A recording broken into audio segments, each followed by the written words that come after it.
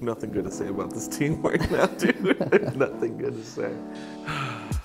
Welcome in New York to episode 119. We got two games to talk about. We've got Charlotte loss, St. Louis loss. Vibes are not where they should be heading into a home opener.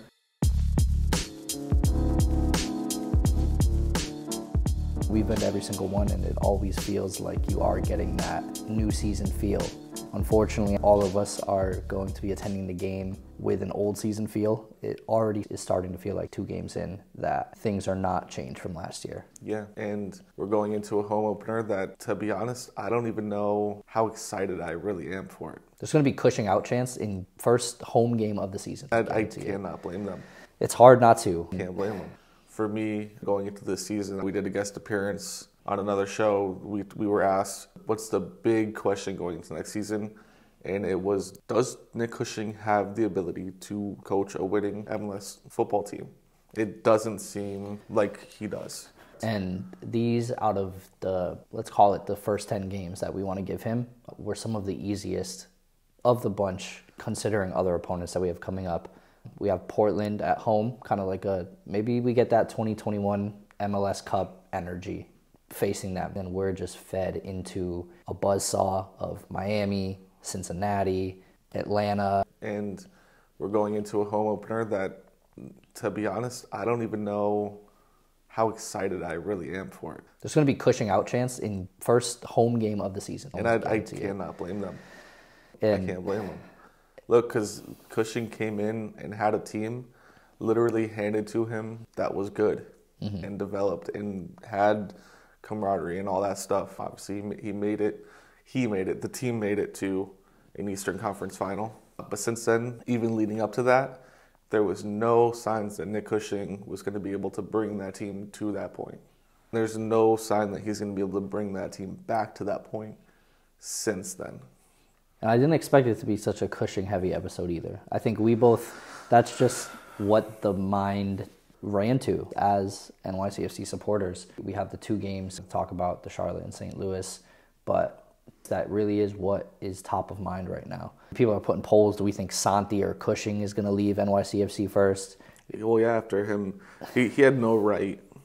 Santi had no right being that angry coming off. I do like the energy of that. You should be angry to be coming off, but let's be realistic. You haven't shown anything either in both games, so we're going to have to maybe bring that down a little bit. But if you look at anybody on our roster who has shown anything, Alenic has shown that he's a wild card, like just a complete wild card. He looks out of position all of the time. He always looks like he's in the wrong place. And then even when he gets into good positions, he stops running and doesn't do anything. I was going to say, no sense. Alenic has shown that I want Tavon Gray to be starting. Yeah.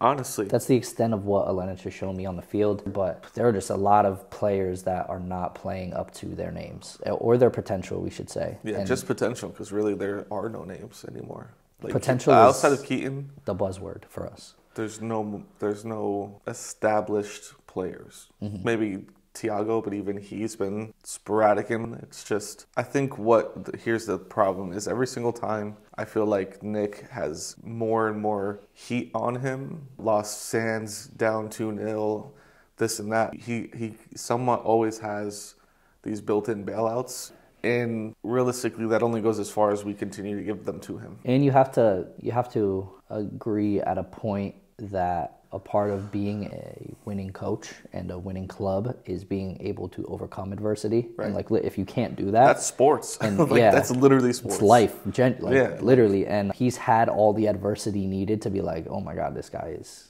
ridiculous that he's overcome this much adversity. Right. But it seems like every time the adversity is the one getting the W. So adversity is up huge with this man. Yeah, running up the score. So you're right. It sucks to have those built-in excuses too, and we definitely leaned on them a lot last season, trying to give him the benefit of the doubt. But it does get to I don't even know what you call it, a terminal velocity. Yeah, I don't think that's the right word, but it gets to a point where right. you would think you'd overcome at least one of them or right. 2 of them, and it's not happening. I hate that my brain tends to be balanced. So I wish I could just go like full Nick out or full Nick in, but I'm too rational. And so there is realistic things like, he cannot control Santi skying the ball. He cannot control O'Toole not hitting it first time at the top of the box. Like, if he was in control of that, I'm sure he would make different decisions than what actually happened on the field. And so for that, I do feel bad for him. Like, I would be so pissed off if I was him and being like, look, we've trained so hard. I've instilled these ideas, whether you believe in them or not. And clearly there's something going wrong to where those are not being reflected on the field. What's causing that, I don't know.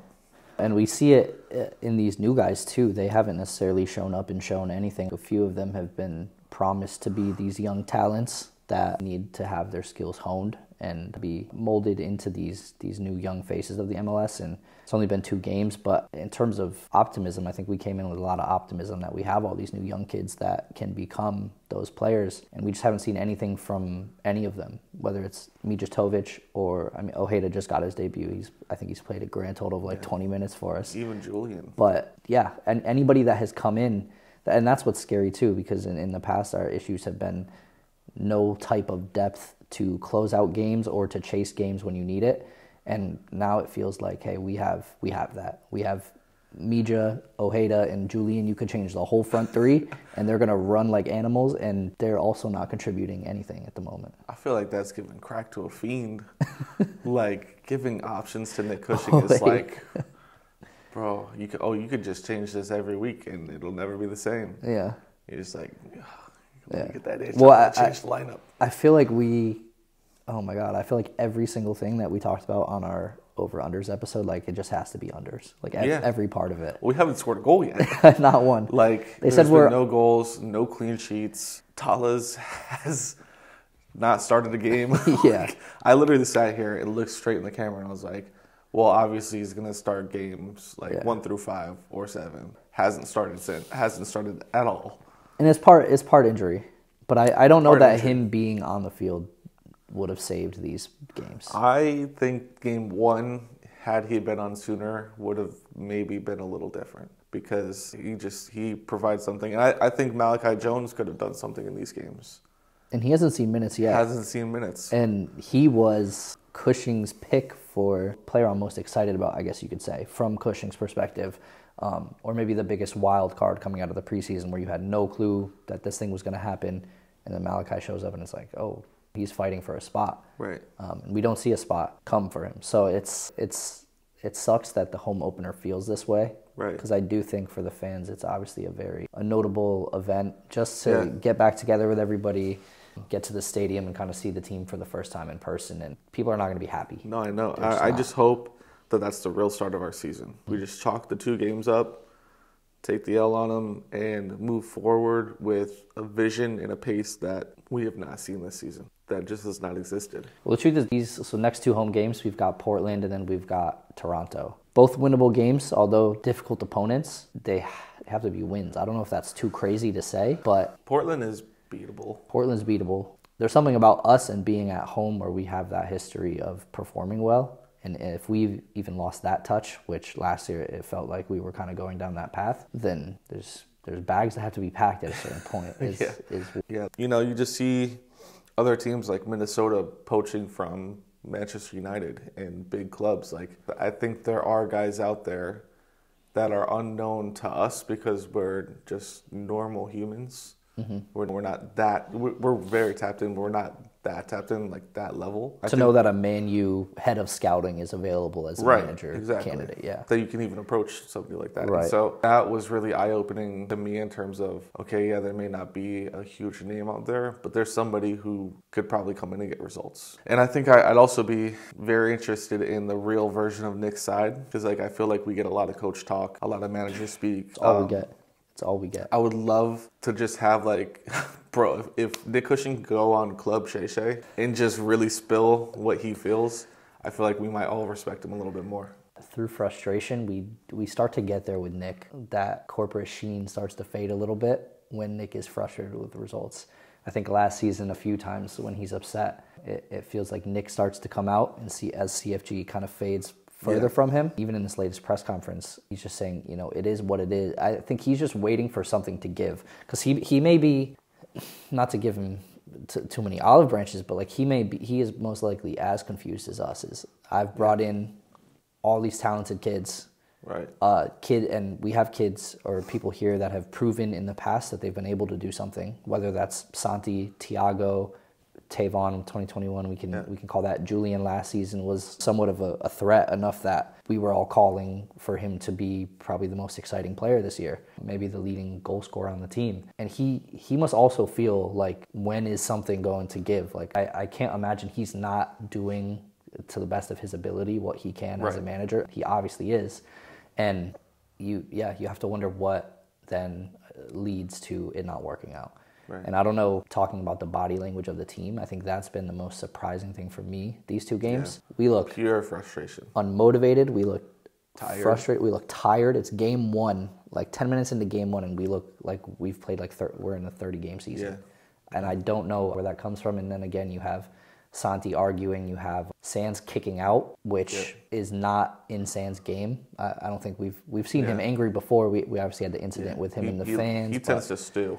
Right. More than anything. To have, sort of like an outburst like that, I don't know. And you're right, it is these players that they're probably is frustration boiling over with themselves too. Because Sands is at a point too where he most likely should not be starting unless you're properly fitting him in a back three. Yeah. And I'm prepared to say that because I think we said that during Blue Christmas. So calling back to that, one of the fan questions, I believe it was, from the crowd was start 2, sit 1, Keaton, Pereira, and Sands. Yeah. Keaton Pereira all day. Yeah, with Sands as a defender. I believe we both went up and said that. Unfortunately, Sands, who has been a warrior for us prior to his Scottish days, not even remotely after his Scottish days, he just doesn't seem like he's in the place right now where he can fit in the team, unless it's in a center back role. Yeah. But I don't know how much fitting in 3 center back fixes us anyways, because we were blabbering on all these podcasts that our defense are the ones that it doesn't look great back there. Yeah. But they're going to figure it out. It doesn't look great, but I don't know that there's figuring it. I think, though, I do think that a 5-back would greatly help this team. Because if you can take some responsibility. You get O'Toole overlapping, you get Alenich overlapping, you get Pereira and Keaton in the middle. Maybe we get Maxi back, get him in their midfield somewhere. Mm-hmm. Nick Cushing showed, it was one of the things I was going to ask in the middle of game one was, is Nick going to ever put out 2 strikers? And he did that. Yeah. And so you can work that with a 5 in the back and create some chances for 2 strikers. Like, there's ways around this. I hope he explores a little bit more because at this point, what is there to lose? And it frees up responsibility on O'Toole and Alenich. And O'Toole, maybe we forgot because St. Louis sucked, but Charlotte was probably the biggest low light that O'Toole has had for us. He was getting burned. I mean, he was literally spinning around at times, lost. It was a bad look. Defensively. And offensively, he looked decent. Unfortunately, I think the confidence diminished his ability to perform offensively. We saw him take, like you called out earlier, the shot at the top of the box late in the game. Like, you have to first time that. Yeah. Every time, I don't care that you're O'Toole and you're a left back, but he was not of a mindset to think that he had that in his game. And it's just, that's not a position you want to be in when the next person on the roster is McFarland, who's 15, 16, and then 16. The next person on the roster, there isn't one. 16, 17, whatever. Yeah. There isn't one. Right. And again, I mean, the window's still open also. Burke, I think, technically can play left back, they're saying. Which, if it comes to that. He just has a left foot, I think. If it comes to that, I think we're wooden spoon guys. But you do still see some teams making moves. Yedlin just moved from Miami to Cincinnati. I didn't know that he was available. Yeah, I didn't know that he was available. But you would have to assume the inner circles of the MLS, including RFO, would know something like that. Right. And as far as I see it, that is a position of need for us. Correct. I know he plays right back, but if any wing. Tavon is injured and Alenich is playing like Alenich, you got to be making a call at the bare minimum. You have to. So I don't know if we address something further. Wing back is obviously where everybody is pointing at there being issues of depth. So I guess I just had a question in terms of, so I remember you said that Nick Cushing, something's got to break. I brought these guys in, blah, blah, blah. Do you think that those choices were actually his, or do you think that those were CFG youngster moves for this system? That's what we get into actually a lot. His desired picks, the people that he wanted to play with? I feel like it's a mix based on what we've heard from him. For Hannes is his. To me, Hannes is like an attempt at finding a De Bruyne, meaning somebody who was rejected, who can come revive his career and go back to the heights. Like, he's not somebody that they're gambling on to be a lifelong MLSer. I don't believe that. Well, I don't think that with anybody. I don't think Ojeda is meant to be I don't know that we've ever gotten somebody with the thought that they're going to be a lifelong club member. I honestly, maybe you can lean Chanot. Briant back in the day. But he got shipped off to DC. Right, MLSer. I don't know that we've ever, aside from like a Chanot, maybe our homegrowns, you could make that argument that we'll want to keep them around, but then you hear rumblings of maybe letting Hack go. I don't know how you could do something like that. He's most likely within that realm of skill level. But in terms of I honestly don't know that Cushing has the reins to do scouting himself on players that he wants, and then to bring that, I'm sure he does, to bring that to the FO, but I see it as he can bring players to them, and they're the final decision makers, and he is obviously not. I don't think he has free reign at all. Yeah, he is obviously not I want this player, and they say no, but we respect that you're the manager, so we'll get him for you. I don't see that being a thing. That said, I'm sure he's been able to cope himself into loving the options that have been provided to him. Because we have to. He talks very highly of Ojeda, very highly of Hannes. I don't think we've heard a ton about what he thinks of Mijitovic's game, so that probably leans more CFG. I don't think he's the final say guy there. I don't think anybody is that doesn't have some CFG related ties. No, I agree. These are money makers that are being brought in, hopefully, and it's unfortunate that at the moment we are tarnishing their value. Yeah. Because Tales was one of those too, and now... But also, they're tarnishing their value.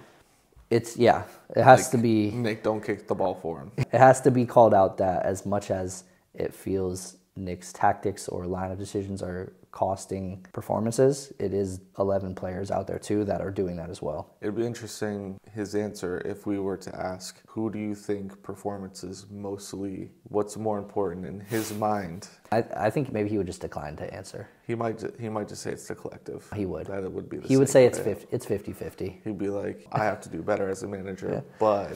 But I think if you got Nick drunk at a pub... That's why I want Club Shay, bro. Yeah. We need him drunk or just sipping something Well, to you think of, really get the truth. You think of, what game was it? Was it Philly at home or the Red Bulls at home? And then he was out at Billy's crushing beers with fans after, and he posted that Instagram story, like, Right. New York is blue. Like, you know that he could take the piss. You know it's deep inside of him, and in public appearances, you can't, what did they say? But the stench is on him. Yeah. A good stench of just being like the guy's guy. Yeah, that's what I'm saying. I would love to just have a conversation with him and figure out where his mind is at. Because I'm behind everybody that's struggling in what they're doing. There are some good reasons as to why that's happening. But there's also things that you're controlling that you're not willing to admit that you're controlling. Unfortunately, I don't think we love a club that is willing to afford employees that level of transparency. Correct. And that's how I'll put it. Because CFG, they are the soccer conglomerate in the globe. Right. So maybe we'll never know that. Maybe one day we can be independent. That would be a whole different type of story. But I think it's worth maybe closing it out with a positive each from the first two games, if we can muster one. I have two. So if you can't think of one, I'll lob it your way, but mine is going to be Freese. He is probably the only guy in the field that I have not been upset with, probably at some point in a game. Looked great. Charlotte, it really could have been 3-0, 4-0 if we're not going to score any goals. And then St. Louis, I know he gives up the 2, but that second one was a filthy goal for that. I know it's near post, but that angle that guy took that shot and the pace that he put on it, and the placement, man, you're not expecting anybody to do that to you. Yeah. Other than that, I think he's looked great. I don't think there should be any question. I don't think we're starting up LB1 talks. I don't want to hear any of that. My bright spot, we get to see Keaton Perea next week together, presumably. That's what's going to happen. Sands ain't playing. We know Sands ain't playing. Right, and so I would say that's my positive from the first two games, which is kind of sinister, a little dark, a little weird. But I can't call out a single player that impressed me. And that's fair.